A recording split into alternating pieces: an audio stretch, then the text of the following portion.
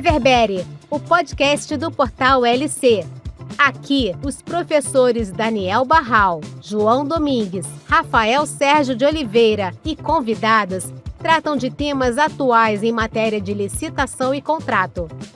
Olá, sejam todas e todos muito bem-vindos para mais um episódio do Reverbere, o podcast do Portal LC.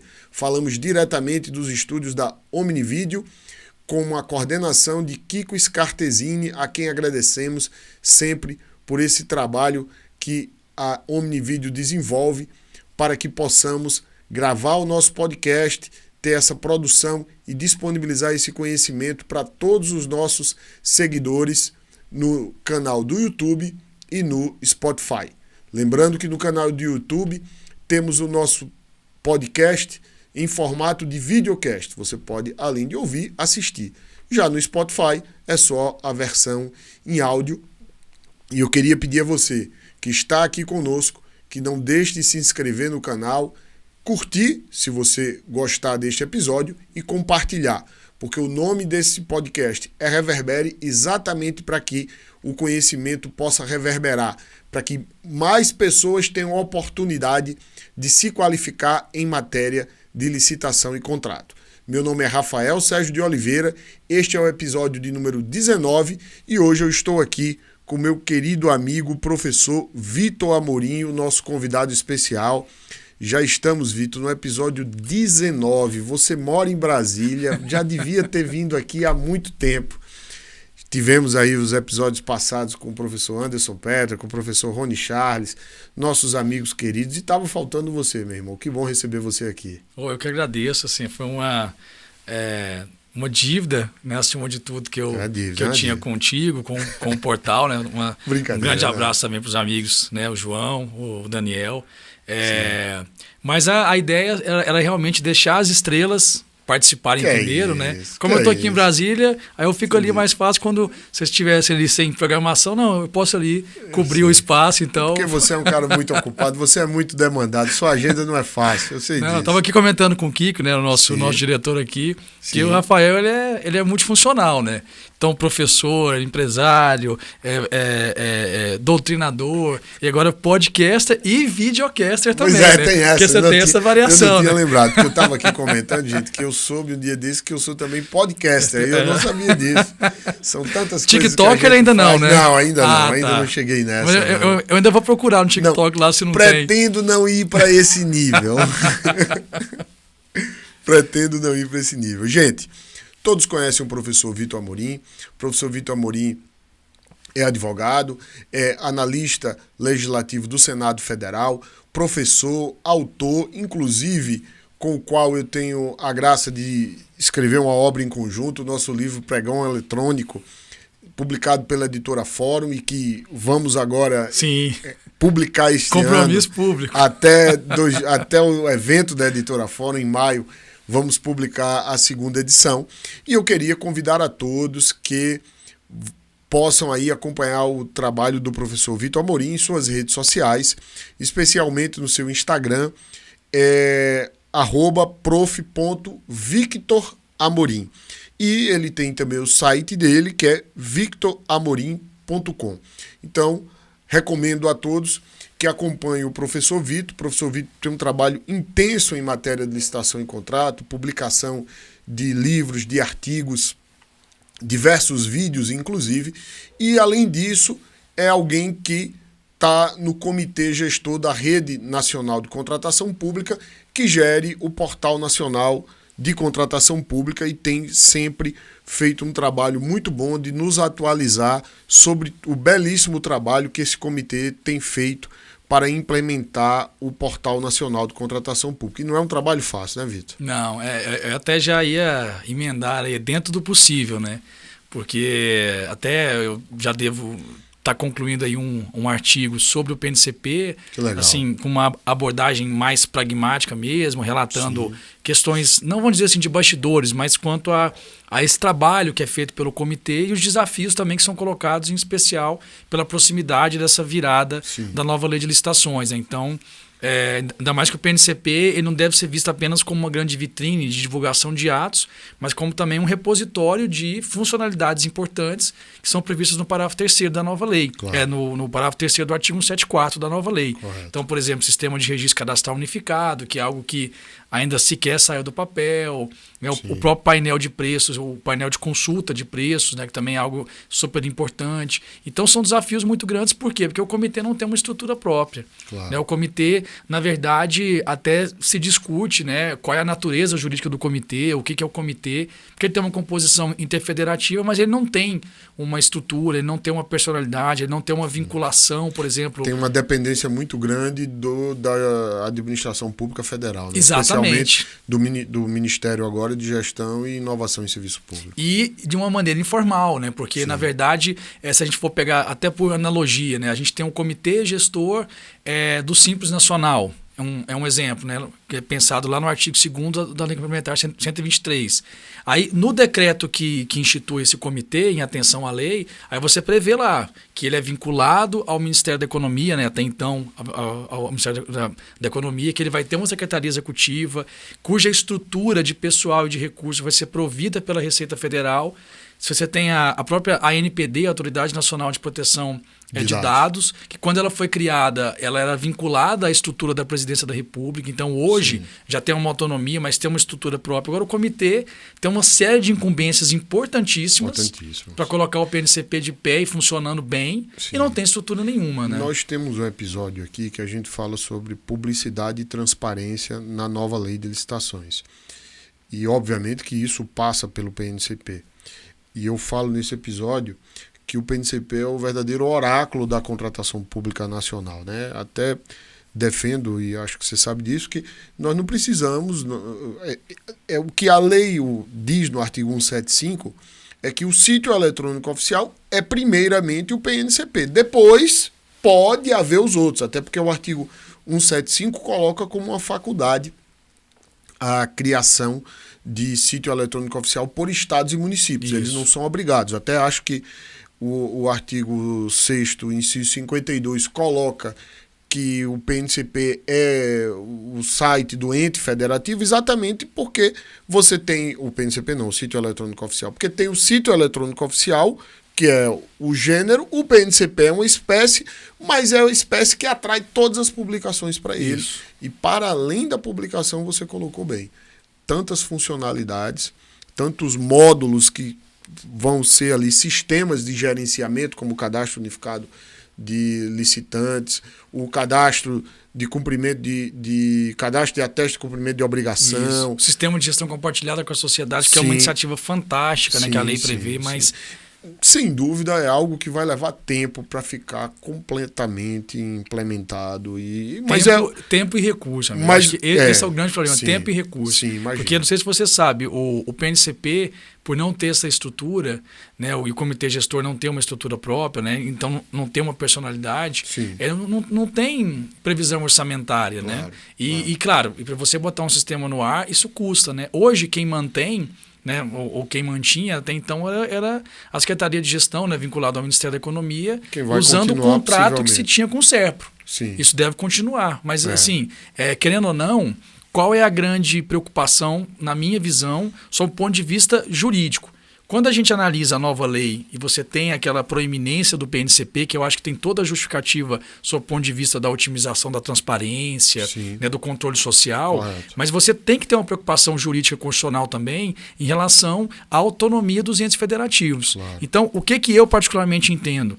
Eu acho que a pergunta é elementar. O PNCP, conforme ele foi previsto na nova lei, por criar essa vinculação a estados e municípios, ele é constitucional? Eu entendo que ele só é constitucional se a sua condução se mantiver sob um olhar interfederativo. Ou seja, for pelo comitê ao modo como ele está lá previsto na... Mas um comitê que tem autonomia. Esse é o grande ponto. Entendi, ou seja, claro, não adianta criar o comitê que... Eu lembro quando eu fiz 18 anos, meu pai disse que eu podia olhar para onde eu quisesse. Minha cabeça estava livre. Agora, o pé... não ia sair do canto enquanto eu não criasse minhas próprias condições de seguir minha vida. Então, enquanto isso, era com ele ali, era Exato. O que ele dissesse. Então, Exato. Eu vou ter que ter também... Aquela brincadeira, né? Ter autonomia de decisão, mas não ter condições de implementar a decisão, não vale. Então, e o comitê, nesse aspecto, enquanto eu não tiver essa estrutura, essa capacidade de uma equipe própria para você fazer as manutenções, as atualizações, os aportes no PNCP, você não vai ter, de fato, uma condução proativa, efetiva, por parte do comitê. Claro. Ou seja, sempre vai ser mais uma instância de mera referendação. Né? E vamos lembrar que o dispositivo que prevê a gestão do PNCP pelo comitê que tem uma composição interfederativa é exatamente para que torne ele constitucional no sentido de ser, de fato, um portal nacional. Exato. Não é um portal federal. Exatamente. É um portal nacional. E isso é um dos fundamentos, inclusive eu falo isso no episódio, quando falo do PNCP, ele é um portal nacional. Não dá pra gente dizer, olha, não, mas ele é um portal da União. Não é um portal da União. Né? Mas eu acho que a gente pode fazer um episódio sobre o Portal Nacional de Contratação Pública. Que você me perguntou, é sempre um risco, que eu falo demais, então deixa você mais falar sobre isso, que você vai voltar. Com certeza. Porque, gente, o tema que a gente escolheu aqui para falar com o professor Vitor Amorim foi o tema formalismo moderado. Esse princípio, vamos dizer assim, que orienta hoje a contratação pública nacional, especialmente o procedimento licitatório, e que gera aí uma certa polêmica. É, com certeza, uma flexibilização do formalismo, né? Eu acho que é adequada, mas tem que ter muito cuidado, sob pena da gente ir expandindo, e daqui a pouco nós já estamos no informalismo. Lembrando que o professor Vitor Amorim publicou pela Negócios Públicos, a grandiosa Negócios Públicos, inclusive pela oportunidade do 18º Congresso Brasileiro de Pregoeiros, que vai acontecer em março. Se você ainda não fez a sua inscrição, eu recomendo que faça. Vai ser ali esperando a virada de chave. Na semana anterior à virada de chave. A virada de chave. O evento é coordenado pelo professor Vitor Amorim, pela querida professora Cristiane Stropa, que sempre nos sauda e nos presenteia com sua audiência, e o professor Anderson Pedra, também nosso querido amigo que já esteve aqui, também está coordenando esse evento, e eu recomendo a todos que estejam no evento e também que baixem o e-book do professor Vitor Amorim. Gratuito, no qual uma oferta dele e da Negócios Públicos, e no qual ele fala sobre o formalismo moderado, e aí na prática, inclusive, à luz da jurisprudência do Tribunal de Contas da União. E eu começaria perguntando, o que é esse tal de formalismo moderado, meu querido amigo? É mais uma daquelas coisas que muita gente usa, muita gente fala, muita gente discute, mas talvez falte um pouco assim de substância para a gente realmente compreender. E aí, para isso, né, até me desculpe se eu estou sendo muito propedêutico em relação a essas questões, mas eu acho que é importante a gente buscar ali a origem, né? Claro. Eu, particularmente, até... Essa, na verdade, é uma qualidade sua. Seu conhecimento teórico do direito, tudo isso é muito bom. Por favor. Eu tenho uma certa resistência um pouco nessa linha que a gente vem adotando no campo das contratações públicas. E isso eu acho que tem uma grande contribuição também do TCU, mas nesse aspecto uma contribuição, a meu ver, negativa, né? De um panprincipiologismo, ou seja, tudo vira princípio disso, princípio daquilo, princípio da economicidade, princípio da vantajosidade, princípio do formalismo moderado. Só que, em essência, eu acho que até a lei também vai nesse sentido, a Lei 14.133, porque só no artigo 5º ela prevê 22 princípios. Fora os espalhados que tem na lei. Princípio da padronização, princípio da anualidade do reajuste. Ou seja, qual que é a lógica de uma questão tão objetiva assim se tornar sem contar os que a gente não inventa, né? Sem contar os que... Exatamente. Então, quando a gente fala em princípio do formalismo moderado, é importante a gente entender da onde que qual que é a base para o desenvolvimento dessa ideia de formalismo moderado. Na minha concepção, licitação, ele teria como base, né, uma derivação de 2 grandes princípios constitucionais da administração pública, que é o princípio da legalidade, ou seja, que a administração ali ela deve agir de acordo, né, com todo o panorama jurídico, normativo que existe, ou seja, então se você estabelece uma forma para a realização dos atos, isso tem que ser observado, só que você tem também a incidência do princípio da eficiência, ou seja, que também é um princípio constitucional da mesma estatura, da mesma envergadura, mas você tem que buscar essa conciliação, né, de incidências simultâneas desses princípios. Então, eu buscar, olha, eu tenho que cumprir a forma, mas eu não posso esquecer do objetivo. Eu não posso esquecer, no caso da contratação, da licitação, que ela é um instrumento, que ela é um meio e não um fim em si mesma. Bacana. Agora, e você colocou muito bem, até na sua brincadeira eu acho que você foi muito preciso. É princípio do formalismo moderado. Se fica uma ideia muito etérea, uma ideia muito fluida, a gente entra numa carga de subjetivismo muito grande que ninguém mais vai saber na prática o que é e vira apenas um mero discurso argumentativo. Eu sou pregoeiro, digo, não, para mim eu vou relativizar essa falha, princípio do formalismo moderado. A Procuradoria vai avaliar, não, mas aqui você não poderia ter feito isso porque o princípio do formalismo moderado não admite tanto quanto foi feito. Veja, vai depender da autoridade, vai depender de quem vem esse argumento. E, em geral, se a matéria for, por exemplo, cair no Tribunal de Contas, especificamente, né, no Tribunal de Contas da União, entre aspas, vai ter ali a última palavra em relação àquela avaliação. Mas o que, de fato, é o princípio do formalismo moderado? Quando você fala, olha, não pode chegar ao informalismo, mas é exatamente isso. Se é formalismo moderado, não quer dizer sem formalismo. Porque eu tenho que preservar a incidência dos 2 princípios, da legalidade atrelado à forma e da moderação relacionada ao quê? Ao caráter instrumental daquilo que eu estou fazendo. Então, ou seja, eu vou moderar o formalismo dentro daquilo que de fato eu tenho a segurança de que ali é uma superação de uma falha meramente uma mera irregularidade, mas eu não estou substancialmente afetando o núcleo da forma essencial. Sim. Então, formalismo moderado, eu sempre vou ter o formalismo. E aí eu chego num ponto que é essencial.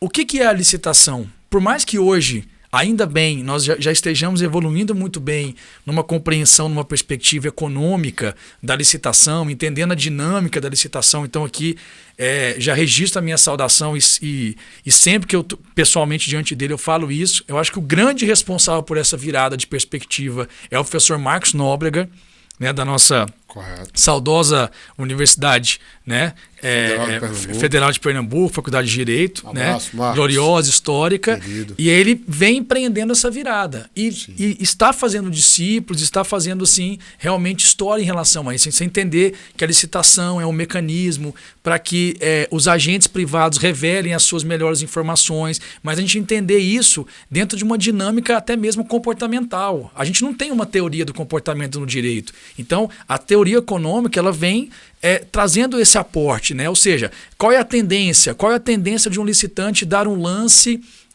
no modo aberto e fechado? Qual é o impacto de um orçamento sigiloso? Então, tudo isso eu acho que a gente tem que compreender. Mas ainda sobre a perspectiva jurídica, eu não posso esquecer também que a licitação ela precisa ter uma regra. A licitação tem que ter uma regra. Porque quando a gente vai na Constituição, e isso é sempre fundamental, muitas vezes a gente sabe IN, sabe portaria, sabe acórdão, mas muitas vezes a gente não vai na Constituição. E eu sempre gosto de bater nessa tecla, inciso 21 do artigo 37, que é a base de tudo, ou seja, o dever constitucional de licitar. E esse dispositivo ele fala em ressalvados os casos previstos na legislação, as obras, compras, locações, bens serão contratados mediante, olha essa expressão, processo de licitação pública. Processo de licitação pública. Ou seja, a palavra processo ela não pode ser simplesmente negligenciada e abafada por uma ideia etérea de um formalismo moderado. Ora, se é processo, eu tenho que ter um regramento mínimo, até porque o próprio dispositivo em continuidade, ele traz ali as balizas, regras pré-estabelecidas, observância da isonomia. Claro, eu também vou ter a preocupação em trazer ali uma eficiência, esse caráter instrumental, mas jamais pode deixar de ser processo. Então tem que ter um regramento mínimo. E aí, por que eu estou trazendo todo esse embasamento? Porque a forma como hoje, dada esse alargamento dessa compreensão de formalismo moderado, parece que pode tudo. Na prática, sinceramente, ainda mais acho que a gente vai falar sobre isso. Eu já peguei diversos casos que é nesse sentido, que vem... Não, mas e o formalismo moderado? Inclusive como procurador, de ser questionado, isso aqui pode não, isso aí não é. Mas e o formalismo moderado? E não tinha nada a ver com o formalismo moderado. Viram assim, né?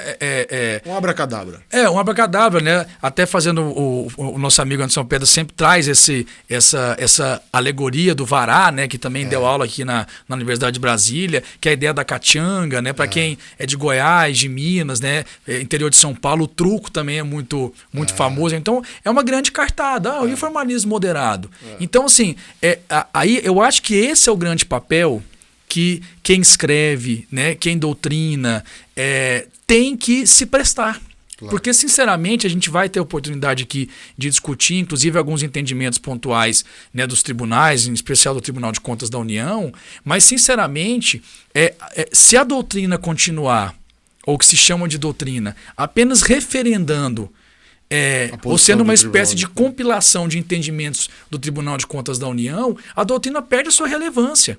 Ou seja, a doutrina tem que constranger, vamos dizer assim, né, também utilizando algo que muito o Lenny Streck fala, né, constranger epistemologicamente a jurisprudência. Então, quando vem o TCU e fala o princípio do formalismo moderado, e muitas vezes assim, meio que como uma cartada, peraí, mas em que termos? Peraí, eu preciso constranger isso. Qual é a consistência desse princípio? Exato. Que é isso que nós estamos falando aqui. E a gente chegar num grande ponto, né? Não estou querendo aqui já antecipar os seus questionamentos, mas assim, só para fechar toda essa linha de raciocínio, chegar ao grande ponto de perguntar, peraí, o formalismo moderado autorizaria a superação, por exemplo, do descumprimento objetivo do edital por parte do licitante de deixar de juntar um documento de habilitação? Ou seja, uma das regras mais elementares de um edital. Verdade. Ou seja, olha, se não fosse relevante, então não precisava nem ter a regra. A regra está lá, olha, você tem que apresentar um atestado, você tem que apresentar um balanço, você tem que apresentar um determinado requisito. E você não apresenta dentro do processo, da lógica do processo, e veja, e se é processo, eu trabalho com uma lógica de preclusão, que é a perda da oportunidade processual dentro daquele momento. Eu tenho um momento para exercer a minha... para exercer, não vou nem dizer o direito, mas eu tenho ali para praticar um ato para participar e continuar naquele processo. E eu perdi esse momento, precluiu a minha oportunidade. O processo tem que andar para frente. Até essa própria dinâmica da instrumentalidade, ela tem que ser vista sob esse ponto de vista.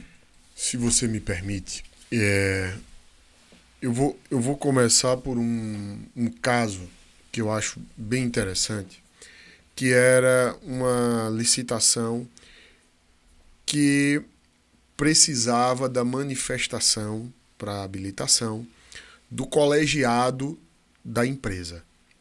E do órgão máximo da empresa, naquele caso, era um colegiado, que era uma assembleia, que tinha que ser convocada, que tinha um processo já à parte para isso. Exatamente. Né? Então, assim, quando a gente fala da importância de se seguir as regras do procedimento, vamos ver só, é que às vezes o licitante vai ser a um nível relapso, muitas vezes isso acontece, a ponto de atrapalhar a própria eficiência administrativa. Pois bem, veja só, esse procedimento licitatório, inicialmente ele foi fracassado. Houve uma repetição. Vamos soltar um outro edital. A instituição que tinha participado perguntou, eu posso juntar aquele mesmo documento da minha Assembleia Geral que aprovava a minha participação aqui, no primeiro edital, a resposta da comissão, não. Você tem que ter uma nova manifestação. E não é à toa, porque um edital foi lançado em janeiro, o outro foi lançado em dezembro do mesmo ano, ou seja, quase um ano depois.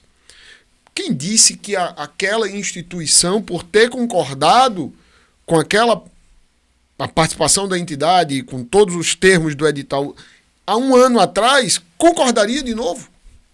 Consegue perceber? Então, Sim. Por isso a resposta. Não era um mero formalismo. Mas a instituição que questionou, que teve a resposta dizendo que não, que era de acordo com o novo edital, apresenta a mesma autorização da Assembleia. E ela é eliminada. Ela recorre e junta um novo documento. Já agora relativo a este segundo edital. Isso é formalismo moderado? Em minha avaliação, não. Veja o que ela levou a atrasar o processo. Ela questionou, teve a resposta, a administração funcionou, deu a resposta a tempo e ainda assim ela não cumpriu. O que eu acho que tem como referência, sobretudo para licitação, especialmente para habilitação e proposta na nova lei, é o inciso 3 do artigo 12. Eu sempre menciono, Vitor, esse dispositivo quando eu falo do formalismo moderado. Ele diz assim, que no processo licitatório, mais uma vez a palavra processo, muito bem colocada por você, observar-se-á o seguinte, inciso 3, o desatendimento de exigências meramente formais que não comprometam a aferição da qualificação do licitante ou a compreensão do conteúdo de sua proposta não importará seu afastamento da licitação ou a invalidação do processo. Então, são exigências meramente formais que não comprometam a aferição da qualificação do licitante. Ou seja, estamos falando aqui de habilitação, que é um instituto jurídico no nosso processo de licitação que afere a qualificação do licitante. Não afetou, tem ali, aí eu gosto sempre de dar o exemplo, é a história de pedir o atestado com um contrato que fundamentou o atestado. Esse contrato, ele não é o documento em si exigido. É uma exigência meramente formal. E a gente sabe que o TCU tem uma jurisprudência correta de que só deve exigir eventual documento complementar se houver algum cenário de dúvida. E ele vai dizer que... ou então que comprometa a compreensão do conteúdo da proposta. Então você tem alguns casos, o nosso amigo Rony Charles traz no livro dele um caso de uma empresa, de um edital que trazia que a proposta tinha que ter a conta bancária. Tem que dizer. E aí, já vi muito edital, a proposta tem que ter o carimbo do CNPJ.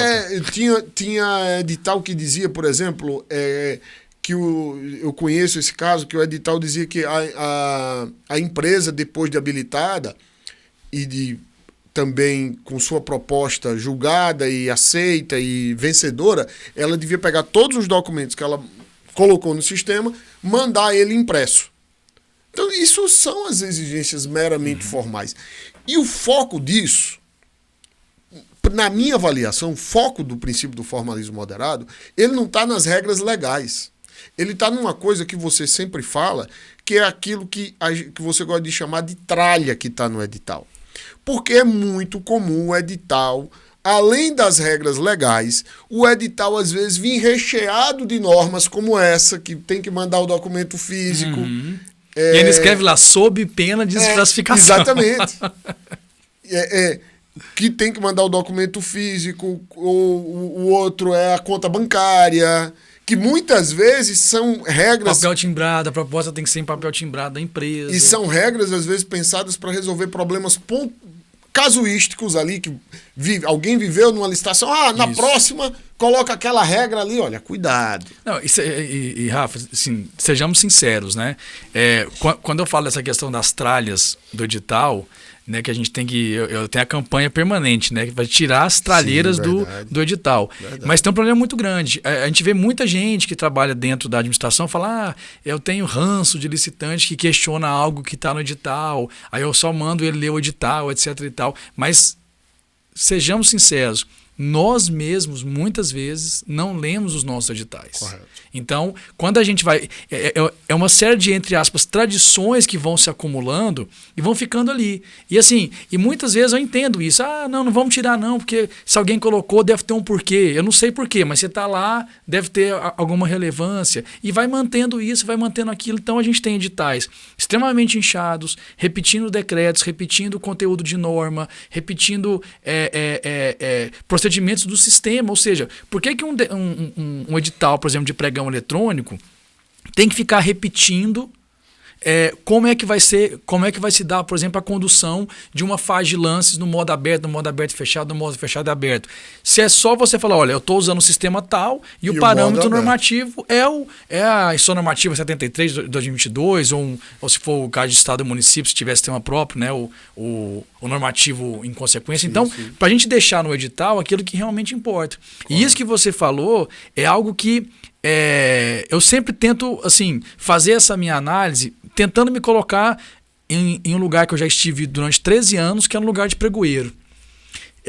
Veja, muitas vezes hoje, com esses editais inchados e que muitas vezes não se atém a identificar o que é meramente formal e tal, você coloca o pregoeiro e agora, né, o agente de contratação entre a cruz e a espada. Por quê? Porque você tem ali uma regra que começa, por exemplo, olha, as propostas deverão ser apresentadas observando-se, né, os seguintes pontos, vírgula, sob pena de desclassificação, papel timbrado, conta bancária e tal. Olha o artigo 59 da lei, que lá é onde estão as hipóteses de desclassificação. Não, e aí o seguinte, aí o pregoeiro, ele já vai abrir um edital como esse, sabendo que ele vai ter que descumprir o edital.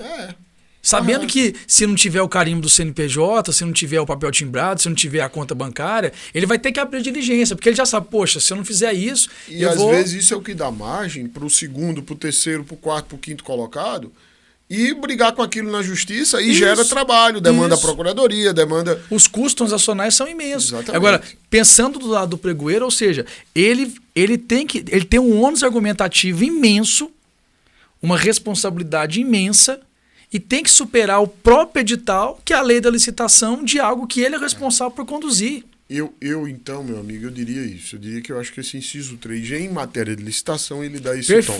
Perfeito. Ele dá esse tom. Olha, é uma exigência, mas que ela, se descumprida, não afeta a compreensão da qualificação exigida, nos modos como está na lei e devidamente temperada no edital, e o conteúdo da proposta. Aquela velho caso que também é tratado por você, uma parte que eu nem me meti de mexer, é a questão da juntada de documentos que digam respeito à definição do objeto da proposta. Por exemplo, a planilha de custo numa licitação de serviço terceirizado com dedicação exclusiva de mão de obra. Eu tenho que juntar ela com a proposta inicial ou só com a proposta final? Ora, você vai dar uma proposta inicial, você vai para uma fase de lance, você vai mudar completamente seu preço, consequentemente você vai ter que mudar essa planilha. Então, para que exigir essa planilha inicial? E há editais que exigem. Eu não consigo... E colocam lá, sob pena de desclassificação. Correto, insisto nisso. Correto. Aí eu diria, meu amigo, que dentro da regra do processo de licitação, em termos de lei, eu sinceramente não consigo vislumbrar, pela minha prática, já tentei fazer isso, esse caso em que você diria, mas isso aqui a lei exige, mas mesmo sem isso, não afeta o conhecimento da proposta. Eu tenho essa dificuldade. Por isso que eu acho que esse inciso 3 ele é muito direcionado para as regras do edital. Sim. Para as regras do edital.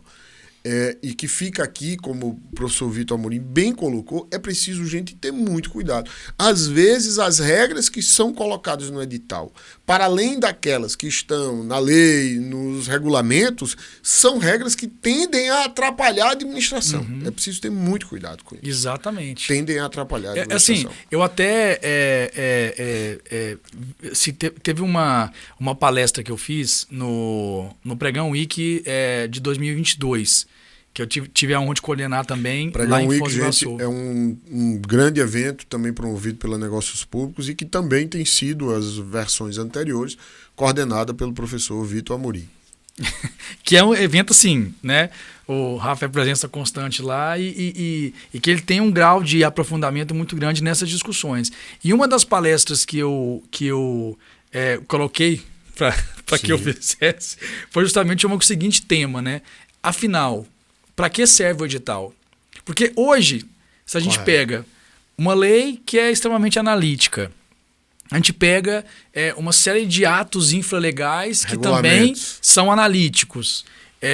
INs, portarias, decretos, etc. e tal. E você tem uma catianga, que é o formalismo moderado. O edital, ele é mais para cumprir tabela. E é interessante que a gente tem todo esse fetiche, né? Todo cuidado para elaborar o edital, tem que passar por isso, valorizar a minuta padrão, etc. e tal. Mas assim, a gente pega os editais, é o mais do mesmo, focando naquilo que é desnecessário, repetindo conteúdos de normas e aquilo que realmente aflige o pregoeiro, quer saber, vou admitir juntado ou não, o que é mera irregularidade, identificar parcelas de maior relevância. Ainda tem muito edital exigindo atestado similar ao objeto, assim, de maneira muito genérica. E aí é que a gente toca num ponto que eu acho que conflui muito bem com o que a gente está falando.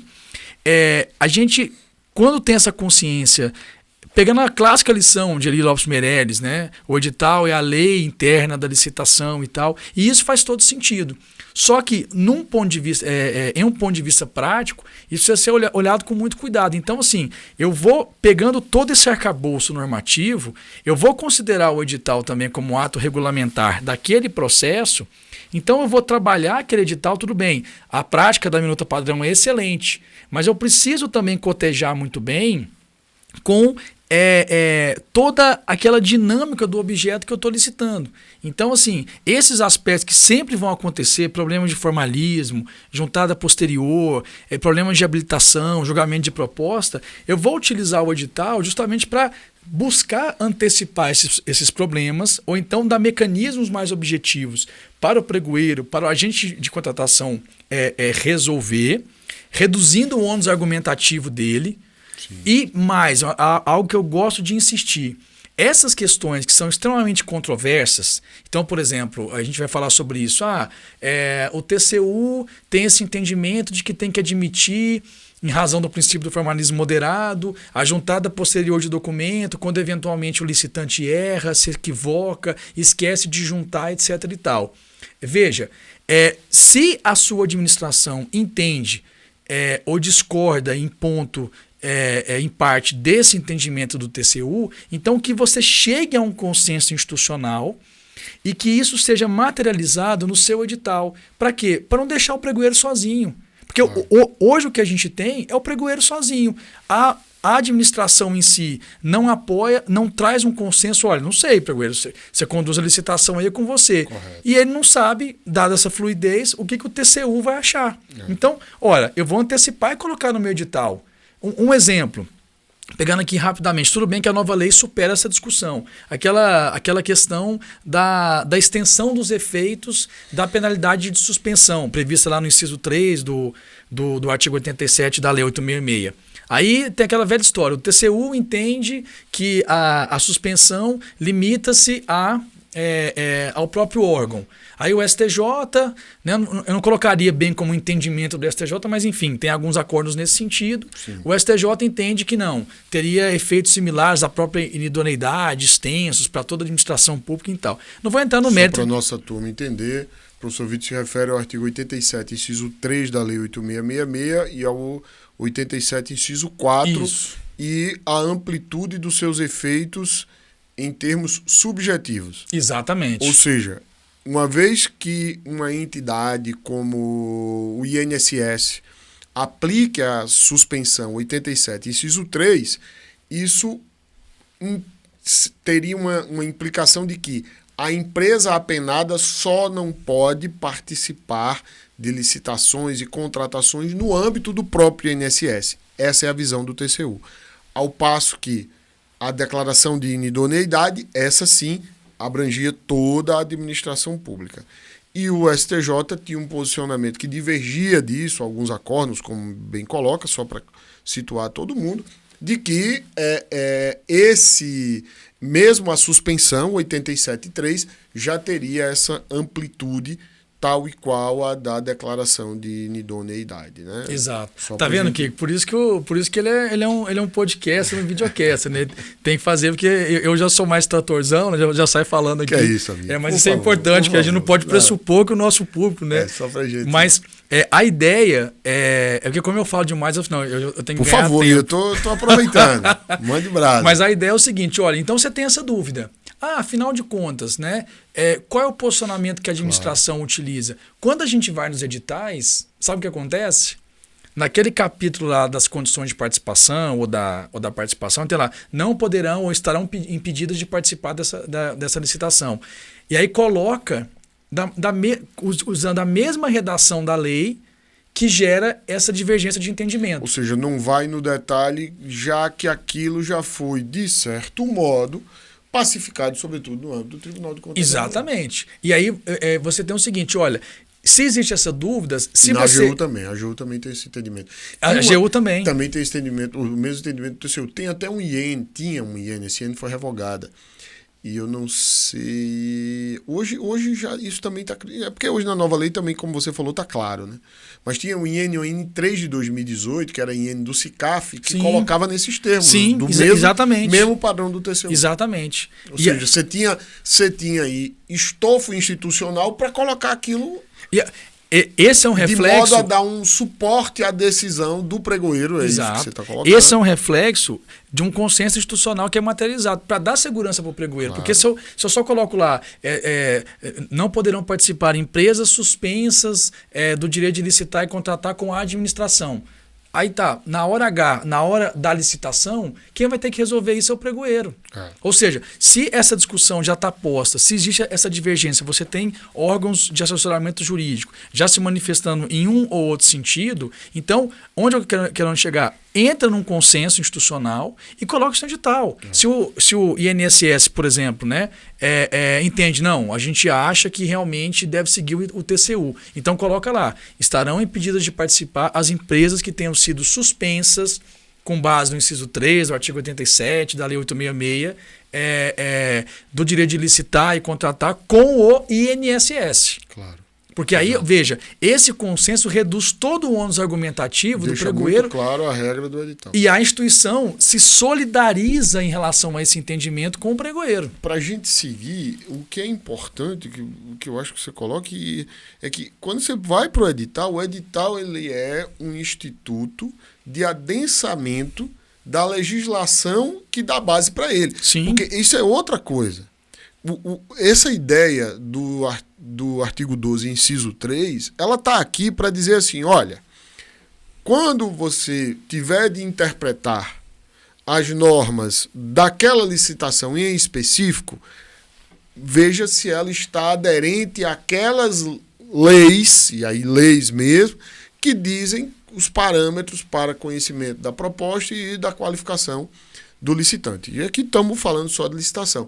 Porque o que a gente deve ter em conta aqui nesse cenário é que muita gente compreende o edital, a clássica fala que você falou do professor Eli Lopes, de que o edital é a lei da licitação, inclusive vendo o edital com a possibilidade de contradizer a própria lei, porque ele é a lei da licitação. E não é isso. Sim. Ele é o adensamento daquela legislação. Não pode nem dizer que ele é a lei, que ele é acho adequado dizer que ele é a aplicação da lei e dos normativos infralegais ao caso concreto. Ele tem que estar adequado a tudo isso. E às vezes você vai trazer normas que são extremamente desnecessárias. E tanto é que o preâmbulo do edital tem que ter lá, né? Essa licitação, reger-se-á pelas leis tais e tais. São tantas coisas. A gente falou da planilha de custo na proposta inicial. A indicação da marca... Que a gente defende no nosso livro, importante dizer isso. A indicação da marca, do produto, na proposta inicial, que também é outra coisa que, às vezes, você só limita o licitante, que ele pode... Sim. Ele pode, no final, dizer, ih, rapaz, como eu indiquei a marca, agora eu não posso mais descer meu preço. Não é? Eu gosto muito de dar sabão Omo e outro sabão. Não... Aí o cara botou Omo, pô... Aí se ele ganhou com menor preço... Já dizem que o Omo não é melhor, é porque eu sou de Xuxa pra trás, entendeu?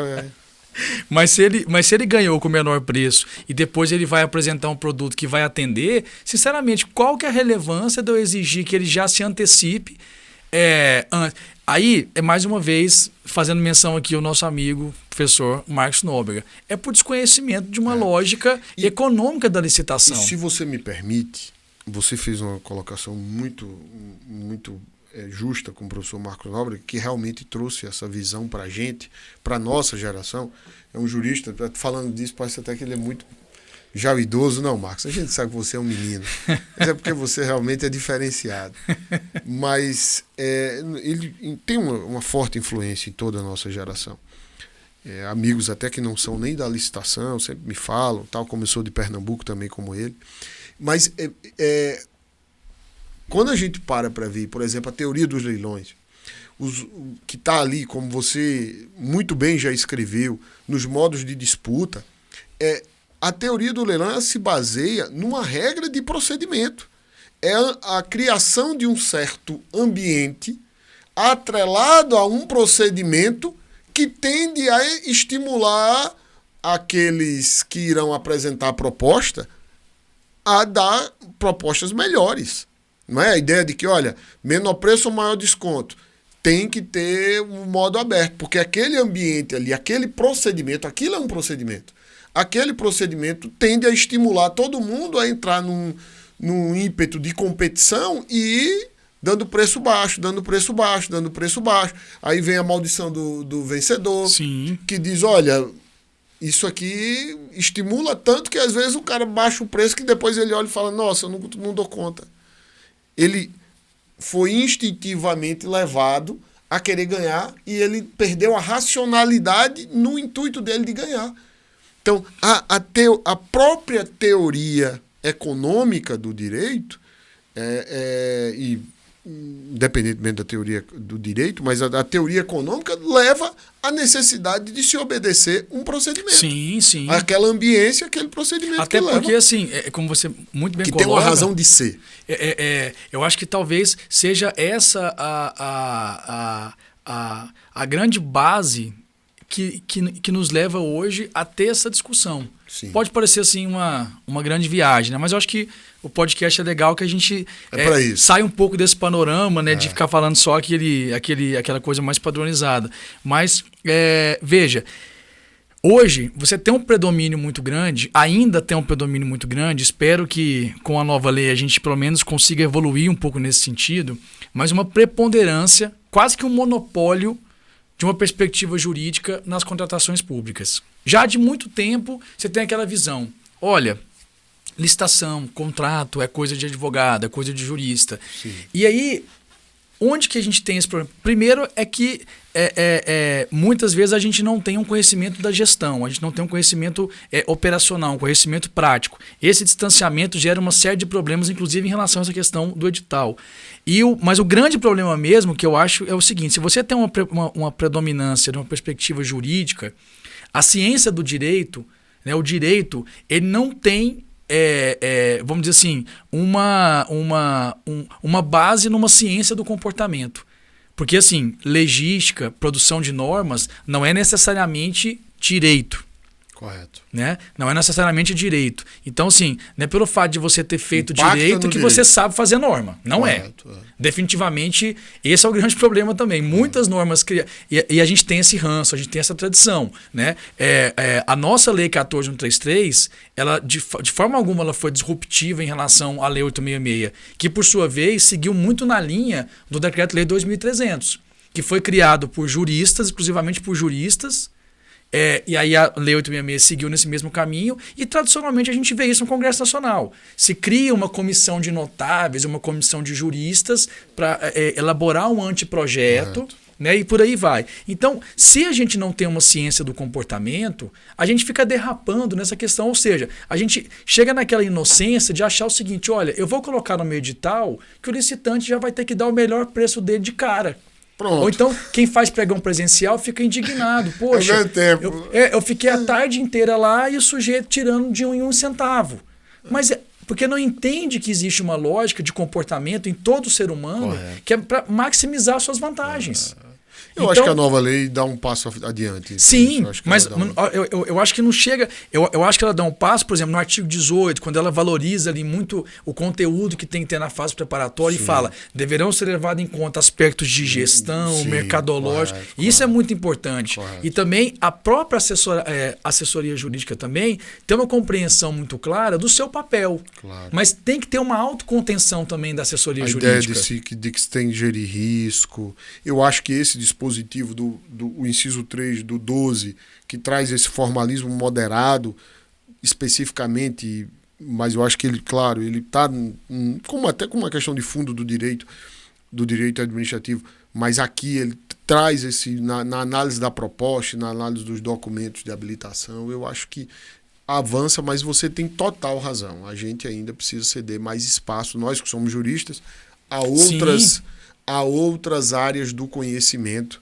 E é uma autocrítica, claro, assim, a gente faz, não é assim, tentando colocar em xeque, né, a importância, né, do parecer, ainda mais agora com a nova lei de fazer a análise jurídica da contratação, né, o controle prévio de legalidade. Mas nem a aprovação, isso também. Então isso é importante, mas eu acho que a gente tem que compreender que é fundamental esse caráter multidisciplinar, né? Claro. Esse enfoque diverso, né? Vamos dizer assim, holístico da própria administração em relação às licitações. Isso tem também total correlação com isso que a gente está falando, né? Do formalismo moderado, porque não é uma questão também que você vai analisar o que é substancial, ou seja, a própria aplicação prática do inciso 3 do artigo 12 que você destaca, muitas vezes ela não vai ser resolvida numa perspectiva jurídica. Sim. Correto. Muitas vezes não vai ser. Você vai ter que saber, por exemplo, é um requisito de habilitação e é uma certificação.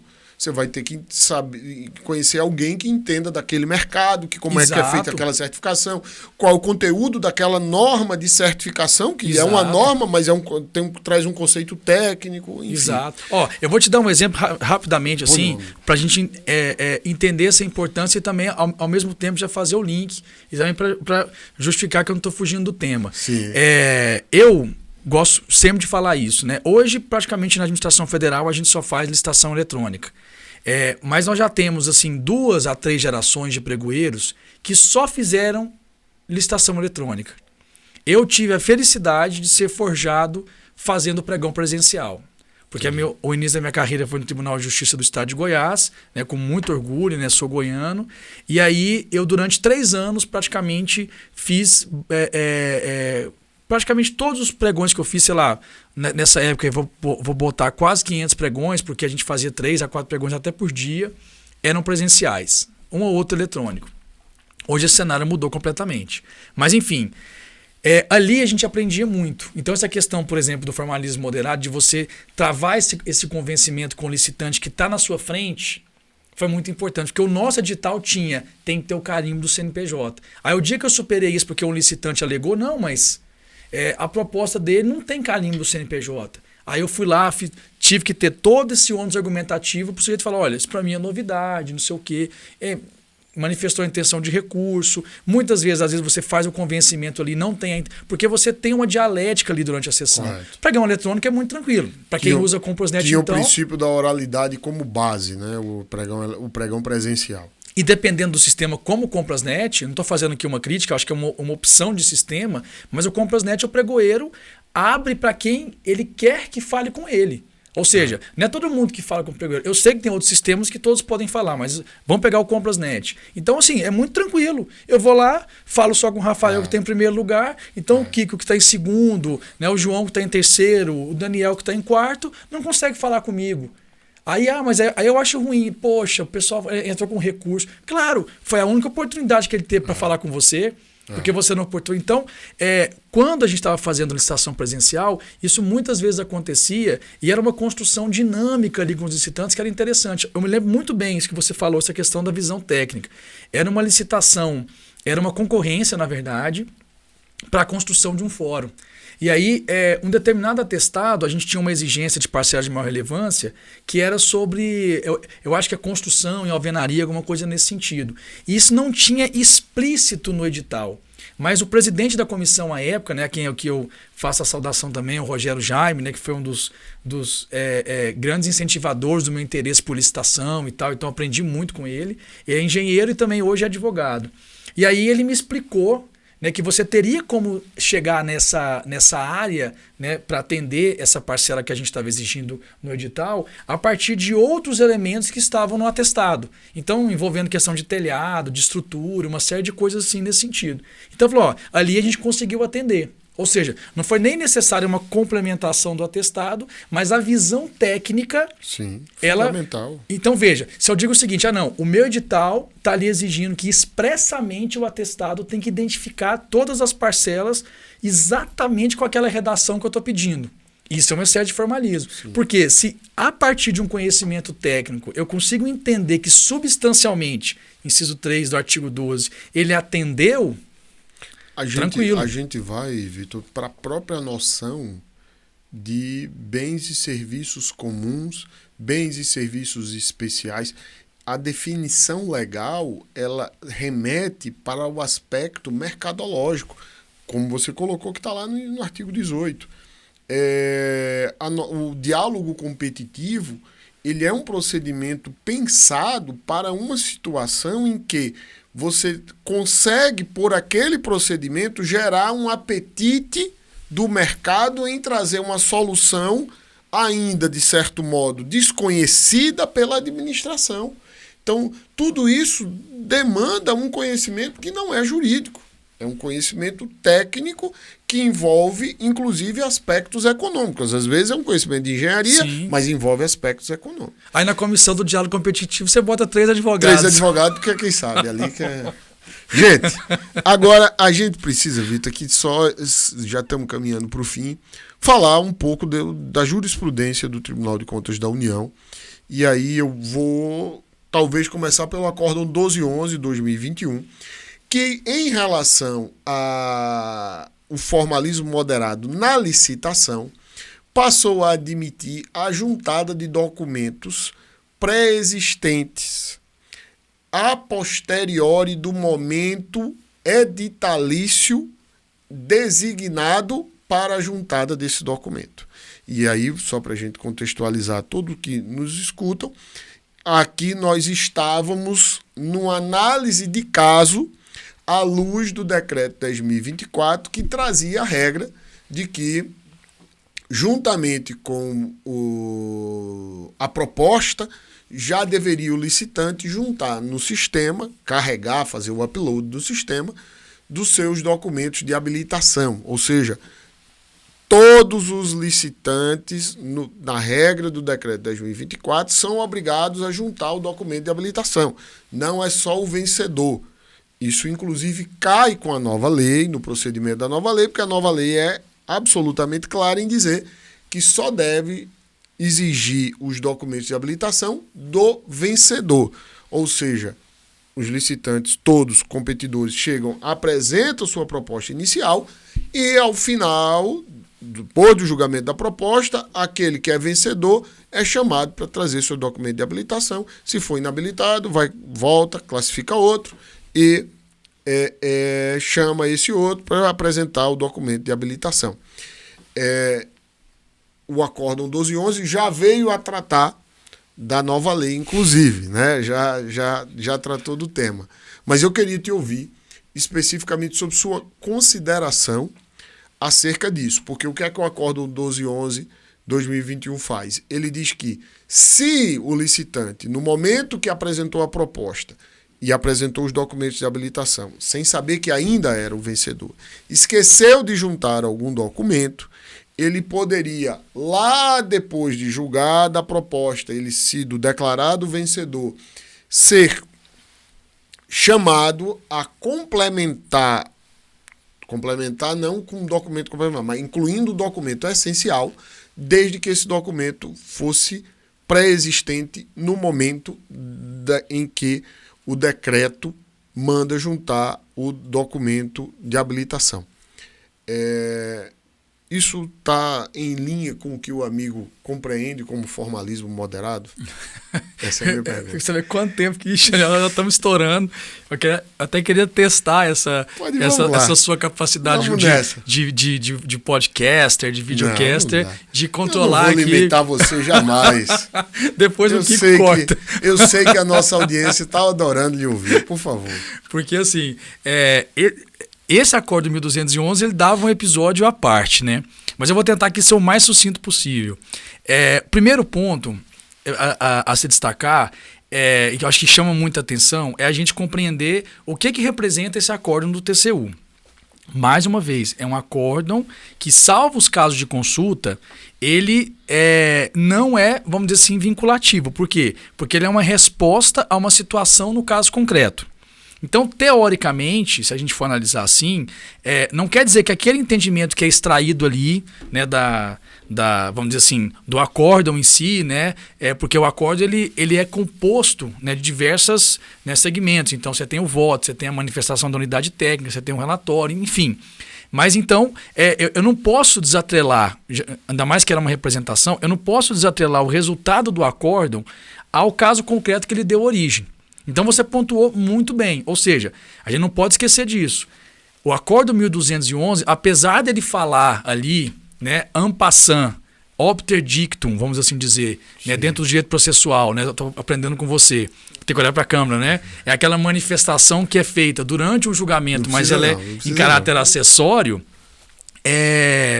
Só que aí foi o que mais pegou, porque isso ficou emblemático. Olha, o TCU já está falando sobre a nova lei. Sim. Só que a gente não pode esquecer. O caso concreto era uma licitação conduzida por um órgão federal do Poder Executivo, então, sob a luz do Decreto 10.024, que tem essa regra muito clara no artigo 26, que você junta a habilitação junto com a proposta.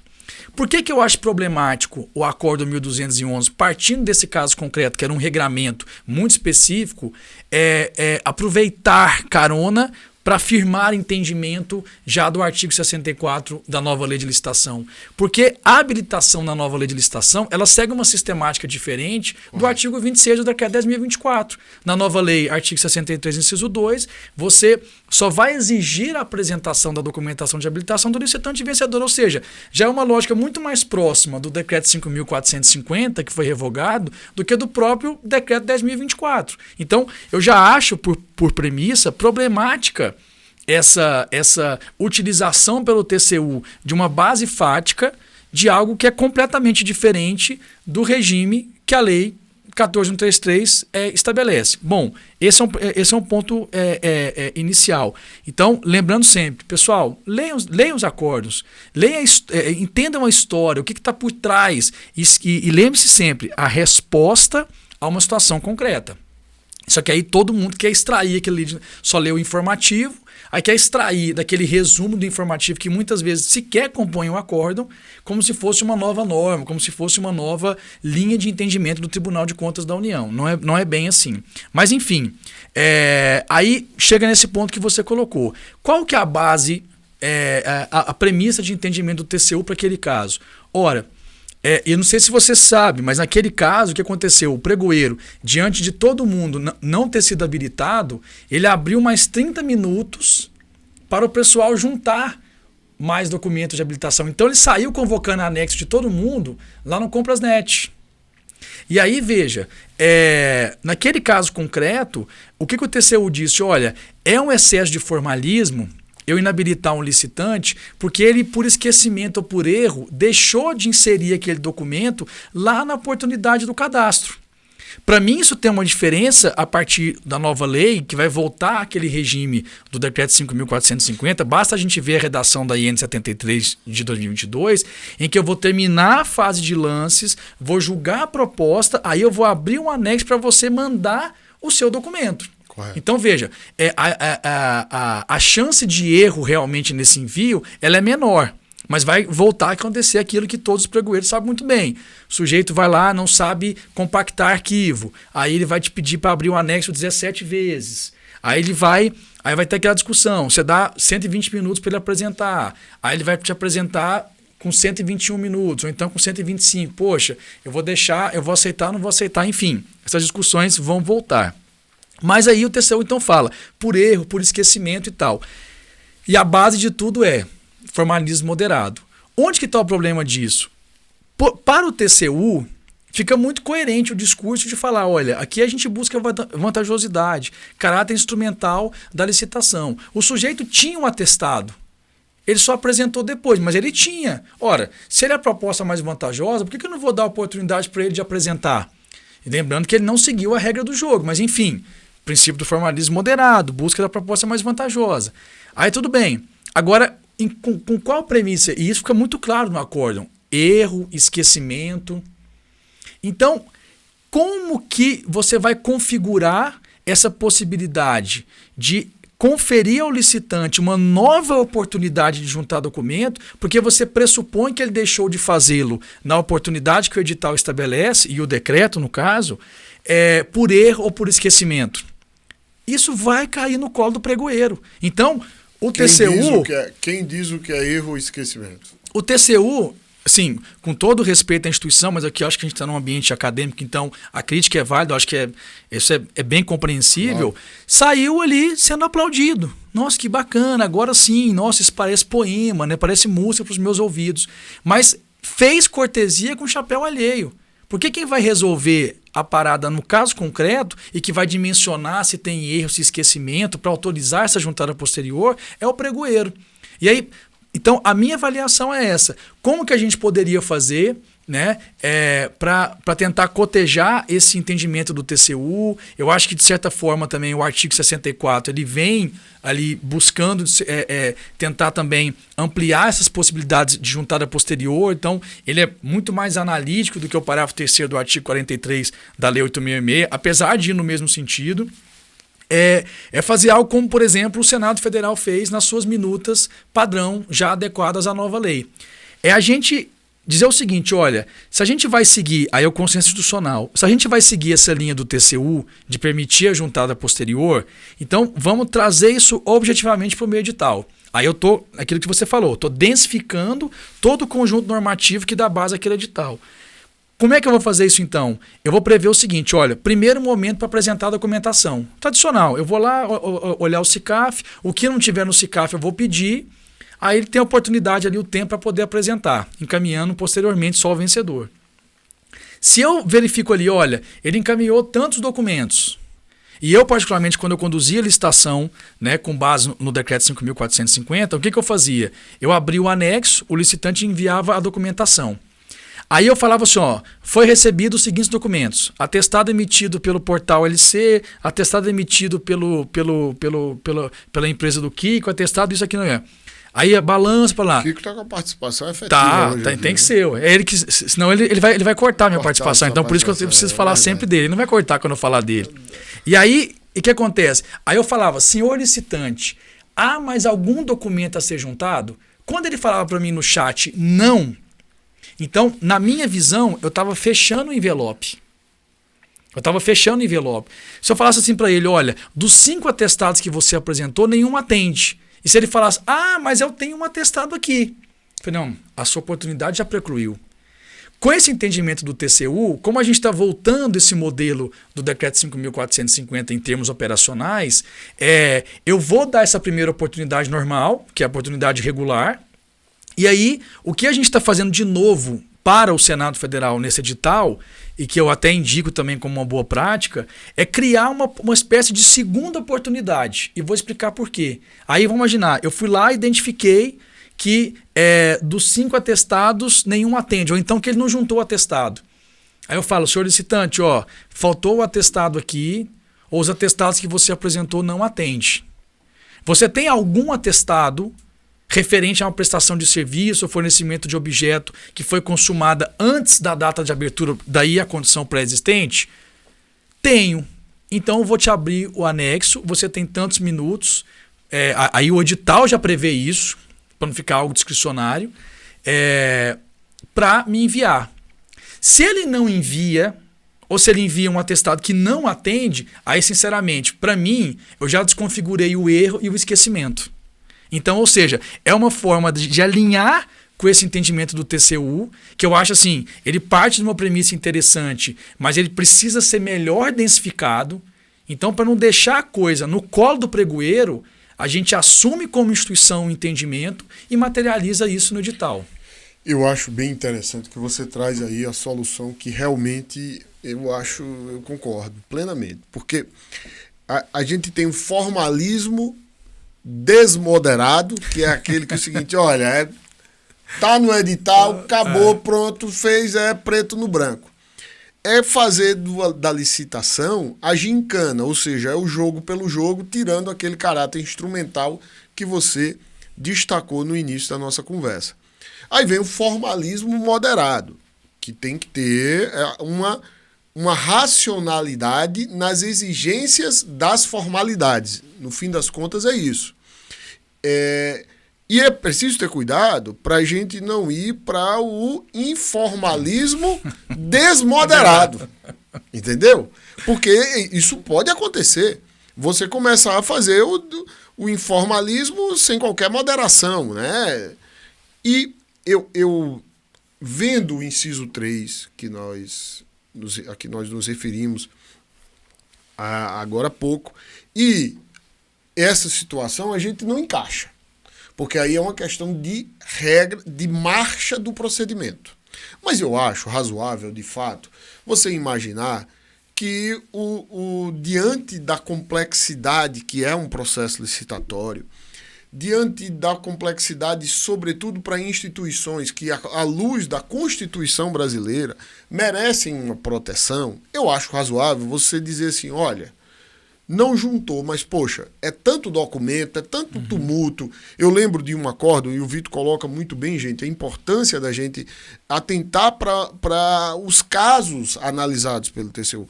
Eu lembro que de um acordo que veio depois do 12/11 de 2021, que ele falava de um caso que era uma licitação com diversos itens, com documentos de habilitação, inclusive diversos. E o licitante confundiu-se ali, juntou um aqui, juntou outro acolá. Então, esses casos, sim, para mim, casam até com formalismo moderado. Mas o Vitor coloca uma coisa muito clara. É importante que o pregoeiro, ao analisar, primeiro que tem uma regra no edital, olha, se não juntar, por erro ou esquecimento, vai ter uma nova oportunidade, que vai ser de, no máximo, tantos minutos. E é uma nova, não são várias. Isso. Não são aquelas que, olha, mas tem que ter um fim. Porque, senão, isso está indo de encontro à eficiência que a administração deve buscar, princípio constitucional. Fica você coloca o licitante numa situação de tô de boa.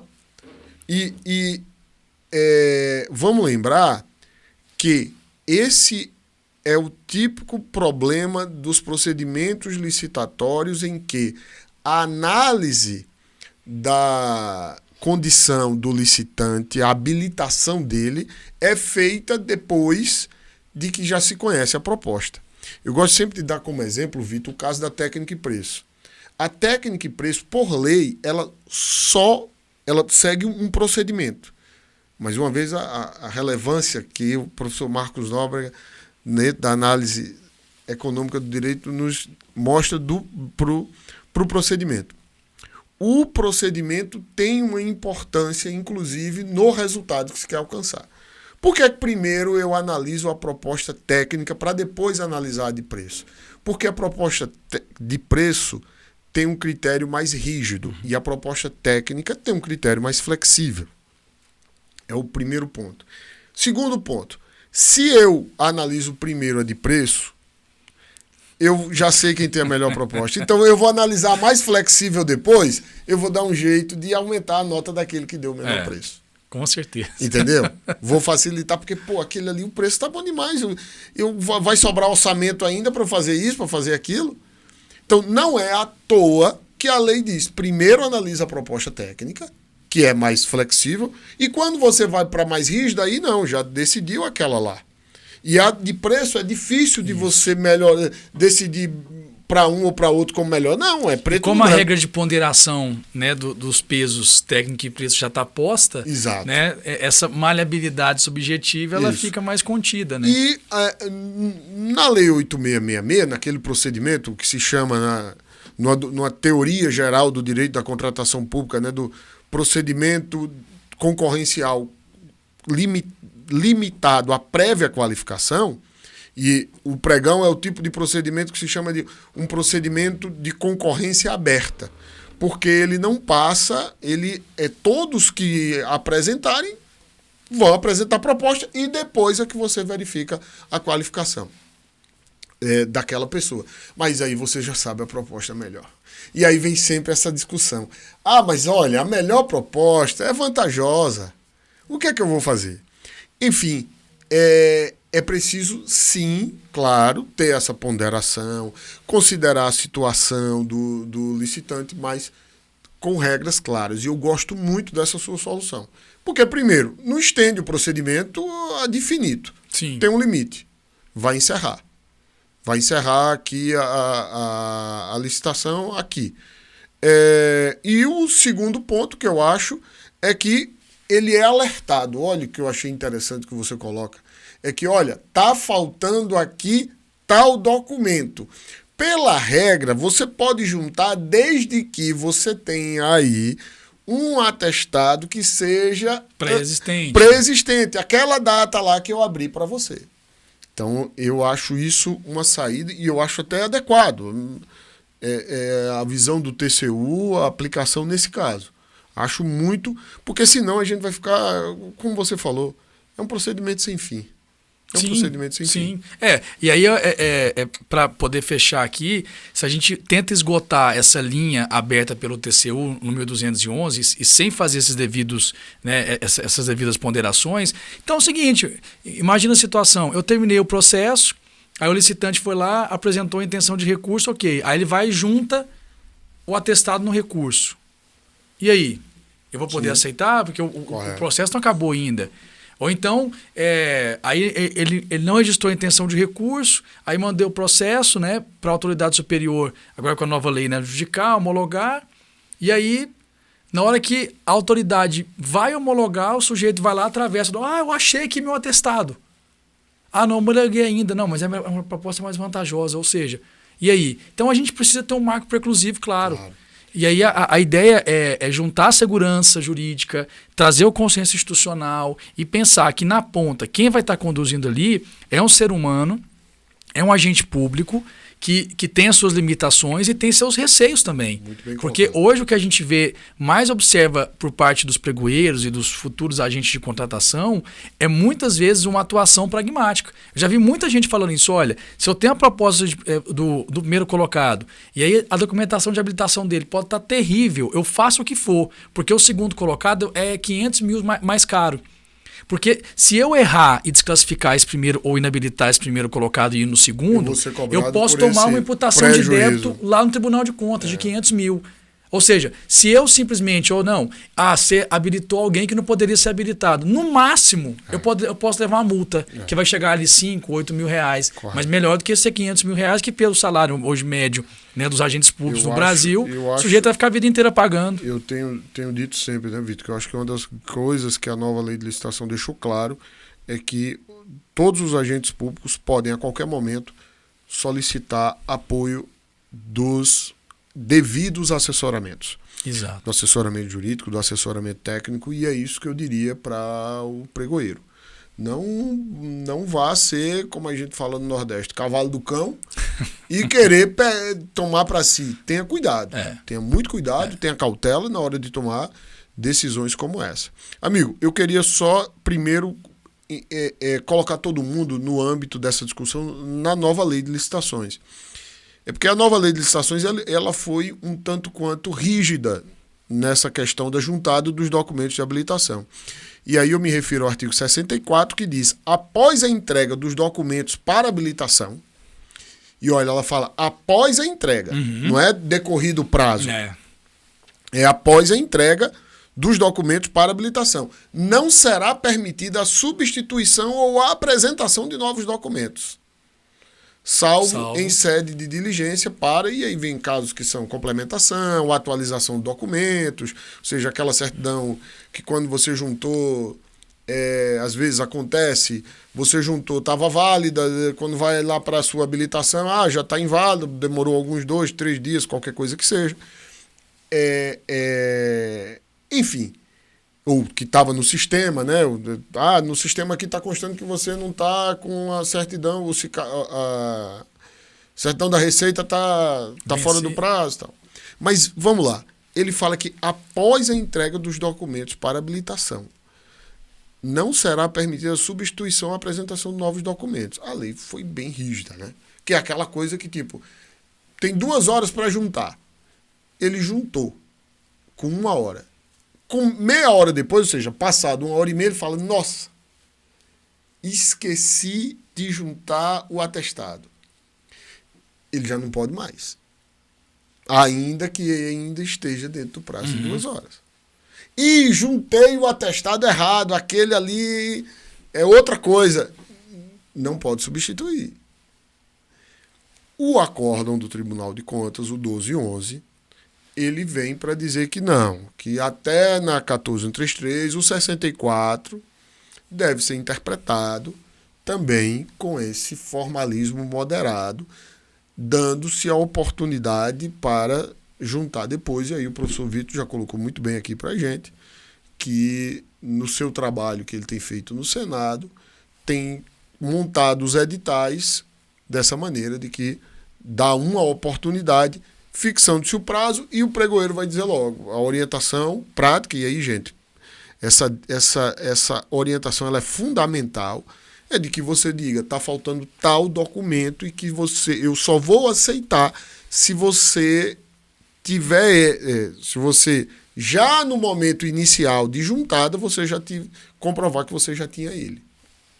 É um documento pré-existente.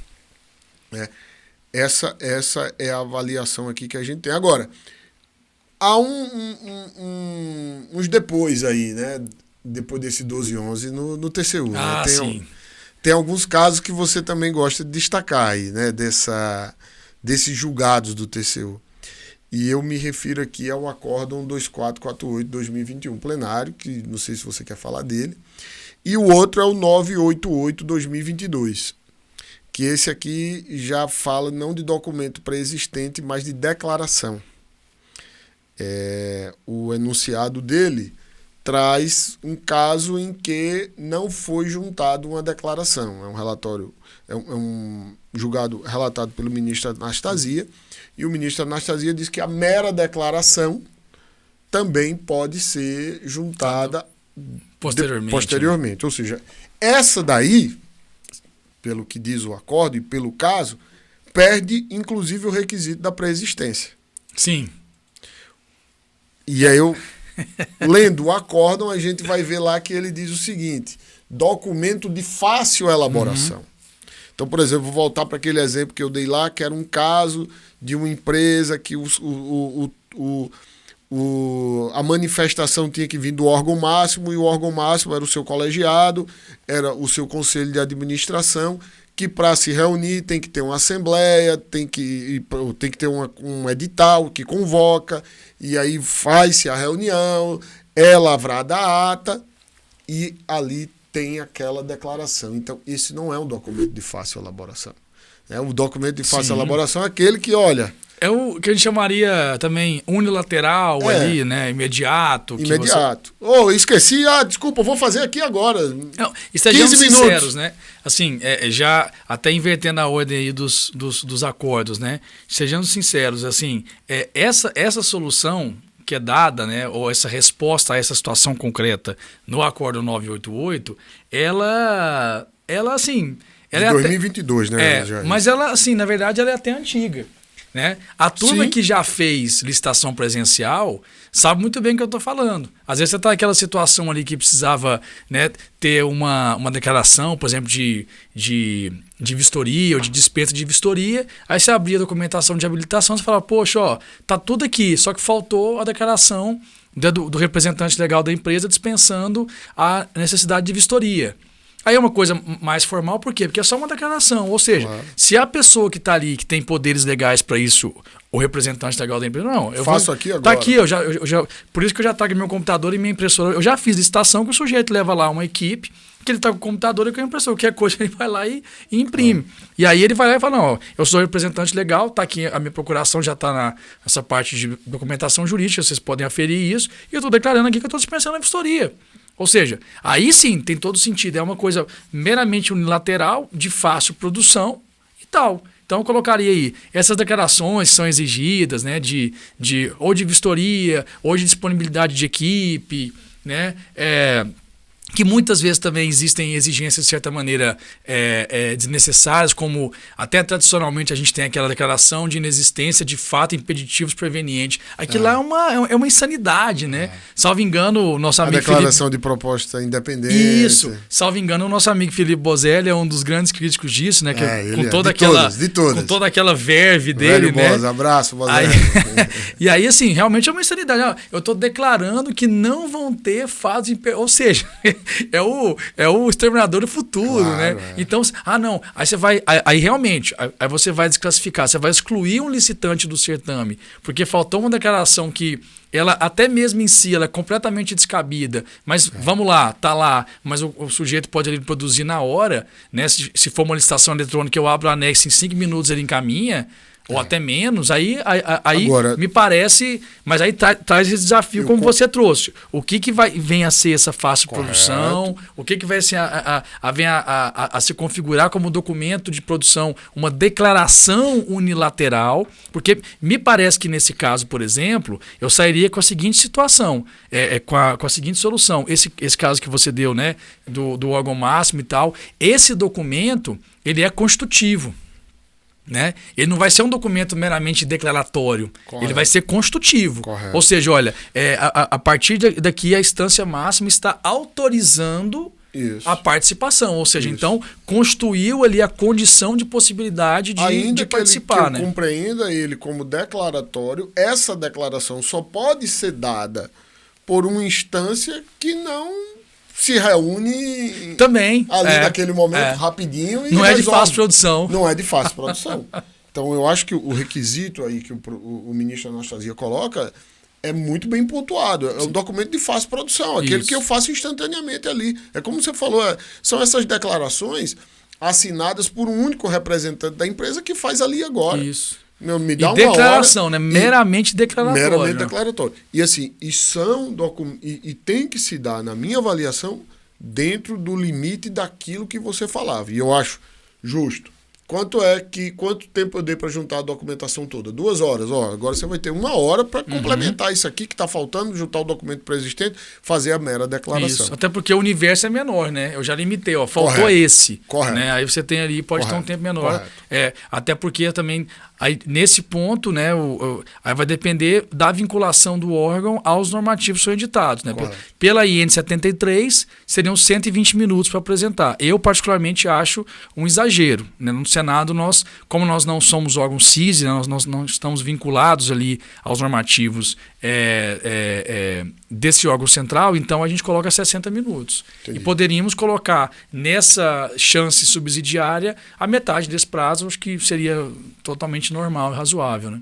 Kiko, eu acho que esse é o nosso episódio de tamanho recorde, viu? Eu acho que não... Mas veja, isso não era por acaso. O professor Vitor Amorim, ele é conhecido, inclusive, que ele não manda áudio, ele manda podcast. Sim. Ele é famoso por isso. Mas estamos policiando, sabe? Você sabe que tá tentando mudar. Com essa correria do dia a dia... A gente brinca tanto que constrange você também com isso. Não, tem até pessoas que me perguntam...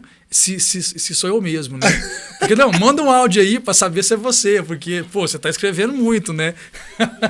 Mas é que pela correria, às vezes também, e só um detalhe até interessante, né? A correria é tão grande que eu e o Rafa, o nosso diálogo é super dinâmico, né? Eu falo oi, aí uma semana depois ele responde oi. E aí, como é que estão as coisas? Correria, aí 2 semanas depois, pois é... antes não, porque eu tava de férias, mas agora que eu voltei de férias, não. É agora engraçado tá que a gente sempre pede desculpa, né? Não parar de pedir desculpa. A palavra que rege é desculpa. Mas o tema pediu e, como eu falei no início, você tem muito conteúdo para passar e por isso eu acho que foi muito bom. Mas eu teria só uma provocação para encerrar, porque eu acho que o podcast tem esse ar de descontração, claro, né? Que a gente falou aqui, né? Eu tô aqui diante de você, a gente falou muito do professor Marcos Nóbrega, e eu acho que esse grande debate de formalismo moderado, por exemplo, cabe na questão discutida do título brasileiro de 1987. Rapaz, ou seja, que o esporte se sustenta numa questão meramente formal quanto na substância, que o que vale mesmo era o álbum de figurinhas da Panini. Esse é o que vale. Você vem levantar essa bola aqui agora, rapaz. Eu não acredito. Porque ele é flamenguista, viu, gente? O professor Vitor, ele é flamenguista, por isso que eu sou torcedor do esporte, por isso que ele está querendo me provocar aqui. Professor Marcos Nóbrega também. Eu sou formalista. Essa é que é a verdade. Tá vendo? Como é que você arranca, Kiko? Não, mas falando sério, eu não brigo por esse título, não. Porque você pega o time do esporte e o time do Flamengo, a gente não ia ganhar nunca. A gente tá dando uma cachanga ali, tá bom, o Flamengo quer ser campeão, que seja. Eu me contento com a Copa do Brasil de 2009, que é o título nacional da gente, que eu vi que foi maravilhoso. Juro a você. Porque ele não sabe o nome do jogador do esporte de 87. Não sei. Mas Birubiru. Ele jogava? Jogava lá. De 87 era a base da seleção brasileira. Jogou no Corinthians. Né? Desculpa pela brincadeira, é só para dar uma descontraída. É isso mesmo. Mas é uma briga que não tem fim, né? Esse negócio. É pior do que uma corda 1211. Exatamente. Gente, a gente vai encerrar. Eu queria só deixar, Vitor, que você fizesse aí sua saudação à nossa audiência, que você tem até que agradecer, porque você sempre esteve conosco desde o início. Publicamos um e-book, publicamos artigos e lives. Você sempre esteve conosco. Muito obrigado. E você é muito conhecido pela nossa audiência e queria que só deixasse aí a saudação inicial, ou saudação final. Perdão. Pô, meu amigo, fala que inicial não, que eu acho que começou de novo. É verdade. Segunda oportunidade, né? Mas, assim, só agradecimento mesmo, né? Realmente, a iniciativa de vocês é fantástica, né? O próprio nome também do podcast, né? Reverbera, assim, até vindo para cá eu estava assim, mentalizando, poxa, quantos sentidos interessantes, né? E eu acho que é isso, assim, ter essa oportunidade de participar de um projeto tão rico quanto esse, né, em que a gente, esse ambiente de podcast, né, é muito interessante porque você realmente sai um pouco daquela linha mais de exposição ali linear, então os assuntos se intercalam, você tem mais liberdade, né, aquela questão também da informação ao mesmo tempo misturada com entretenimento, então isso é muito interessante. Então fico muito feliz, né? Muito agradecido até pela paciência de você depois de tanta tentativa, né?